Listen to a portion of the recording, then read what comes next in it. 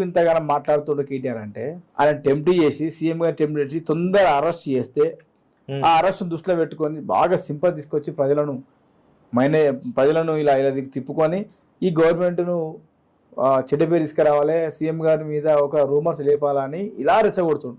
అసలు అరెస్ట్ చేయమని అంటున్నారు, అరెస్ట్ చేస్తేనే చేయమని బతిమాలుతున్నారు. ఎందుకు చెప్పరా? అరెస్ట్ చేస్తే వీళ్ళకి సింపతి పెరుగుతుంది. ఆయన చెప్పిన పాయింట్ వేరేది ఉంది, మీరు చెప్పమంటే నేను చెప్తా. చెప్పండి, లేకపోతే మీరు చెప్పండి. ఆయన అరెస్ట్ చేస్తే లోపలికి వెళ్తే స్లిమ్ అయితా, బయటకు వచ్చి పాదయాత్ర చేస్తా. అదే కదా. ఇప్పుడు ఆయన అరెస్ట్ చేస్తే ఎంత థ్యాంక్స్. బయట ఉంటే ఈ రాష్ట్రం ఏం చేస్తలేదు, ఈ లీడర్లు ఏం చేస్తలేడు, మిమ్మల్ని గెలిపిస్తుంది మీ ఏం చేస్తున్నా ప్రజలు ఇడతాళ్ళు.